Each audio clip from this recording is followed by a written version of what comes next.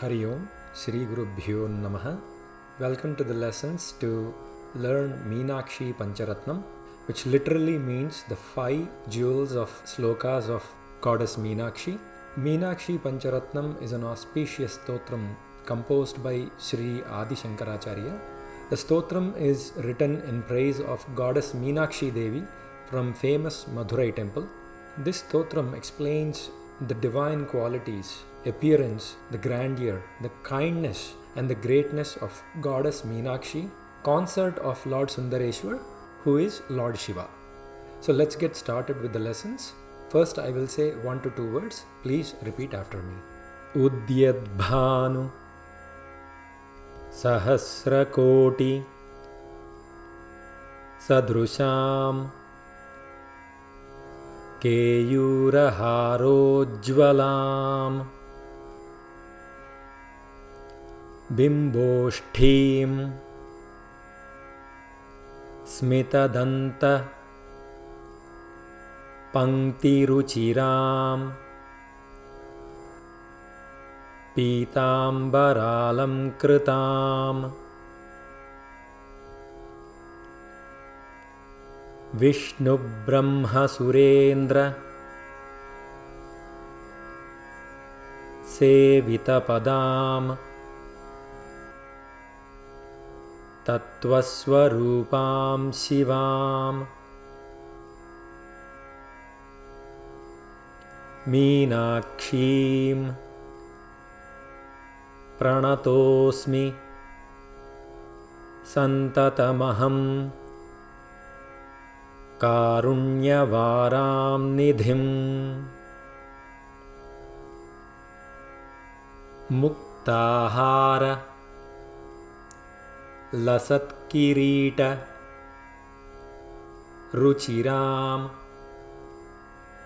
Purnendu Vaktraprabham Sinjannupura Kinkini Manidharam Padmaprabhabhasuram Sarvabhishta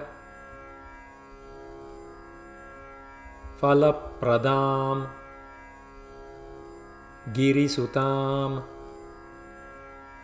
Vaniramasevitam Meenakshim Pranatosmi Santatamaham Karunyavaram Nidhim.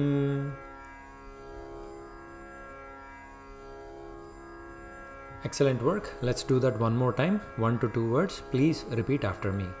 Udyadbhanu Sahasrakoti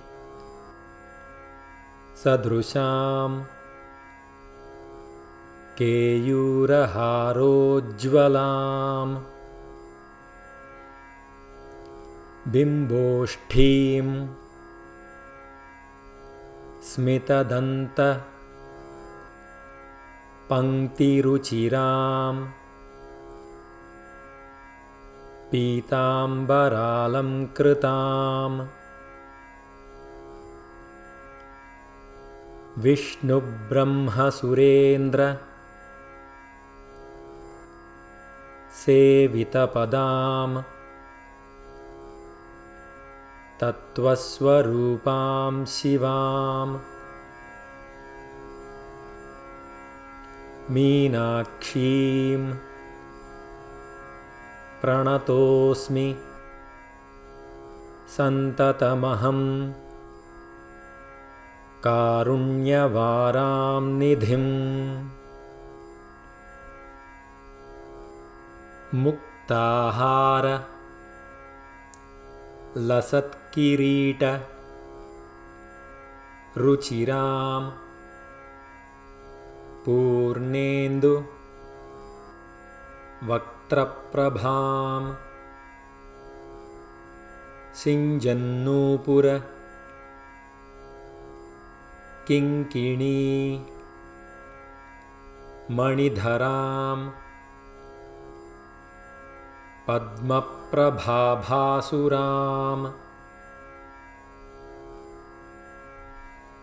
सर्वाभीष्टफलप्रदां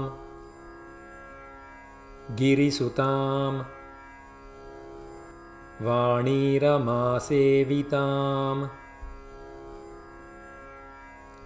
मीनाक्षीं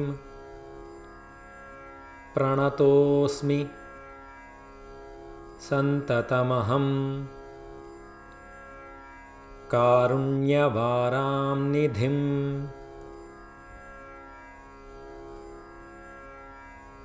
Excellent work. Now let's try to do one sentence at a time. Please repeat after me. उद्यद्भानुसहस्रकोटिसदृशां केयूरहारोज्ज्वलां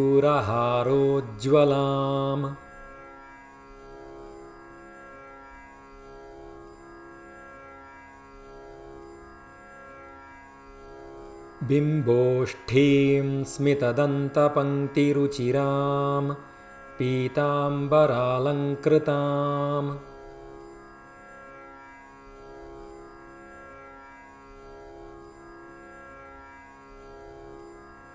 विष्णुब्रह्मसुरेन्द्रसेवितपदां तत्त्वस्वरूपां शिवाम्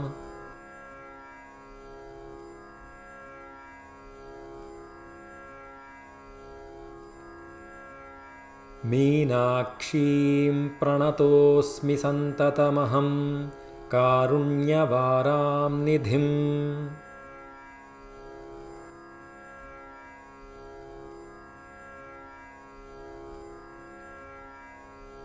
मुक्ताहारलसत्किरीटरुचिरां पूर्णेन्दुवक्त्रप्रभां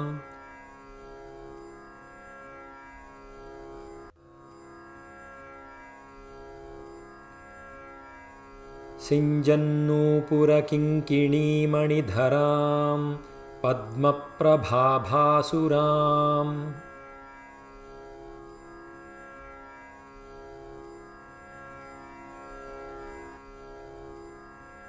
सर्वाभीष्टफलप्रदां गिरिसुतां वाणीरमासेविताम्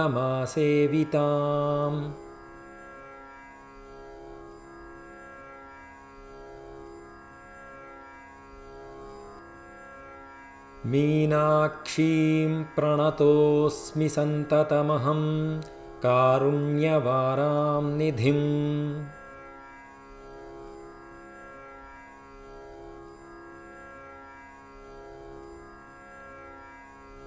Excellent work. Now let's recite the slokas together. Please sing along with me. उद्यद्भानुसहस्रकोटिसदृशां केयूरहारोज्ज्वलां बिम्बोष्ठीं स्मितदन्तपङ्क्तिरुचिरां पीताम्बरालङ्कृतां विष्णुब्रह्मसुरेन्द्रसेवितपदां तत्त्वस्वरूपां शिवां मीनाक्षीं प्रणतोऽस्मि सन्ततमहं कारुण्यवारां निधिम्। मुक्ताहारलसत्किरीटरुचिरां पूर्णेन्दुवक्त्रप्रभां सिञ्जन्नूपुरकिङ्किणीमणिधरां पद्मप्रभाभासुरां सर्वाभीष्टफलप्रदां गिरिसुतां वाणीरमासेवितां मीनाक्षीं प्रणतोऽस्मि सन्ततमहं कारुण्यवारां निधिम्। Excellent work. With this we will conclude lesson 1 of Meenakshi Pancharatnam lessons. Let's meet again in lesson 2. Sarvam Shri Krishnarpanamastu.